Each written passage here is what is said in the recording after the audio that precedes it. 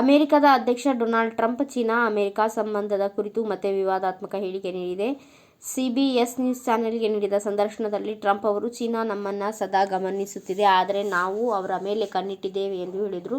Pakistan, China, Russia, ಉತ್ತರ Korea ದೇಶಗಳು ಪರಮಾಣು ಪರೀಕ್ಷೆಗಳನ್ನು ನಡೆಸುತ್ತಿವೆ. ಹೀಗಿರುವಾಗ ಅಮೆರಿಕ ಮಾತ್ರ ಸಂಯಮ ತೋರಿಸುವ ದೇಶವಾಗಿ ಉಳಿಯಲು ಸಾಧ್ಯವಿಲ್ಲ. ನಾವು ಪರಮಾಣು ಪರೀಕ್ಷೆಗಳನ್ನು ನಡೆಸುತ್ತೇವೆ ಎಂದು ಡೊನಾಲ್ಡ್ ಟ್ರಂಪ್ ಮುಂಬರುವ ವಿಶ್ವದಾದ್ಯಂತ ಅನೇಕ ದೇಶಗಳು ಪರಮಾಣು ಬಾಂಬ್ಗಳನ್ನು ಪರೀಕ್ಷಿಸುತ್ತಿವೆ. ರಷ್ಯಾ, ಚೀನಾ, ಉತ್ತರ ಕೊರಿಯಾ, ಪಾಕಿಸ್ತಾನ ಕೂಡ ಕೆಲಸದಲ್ಲಿ ನಿರತವಾಗಿದೆ. ಆದರೆ ನಾವು ಯಾರೂ ಅದರ ಬಗ್ಗೆ ಮಾತನಾಡುತ್ತಿಲ್ಲ. ಆದರೆ ನಮ್ಮದು ಮುಕ್ತ ಸಮಾಜ, ಎಲ್ಲವನ್ನ ಮಾತನಾಡ್ತೀವಿ.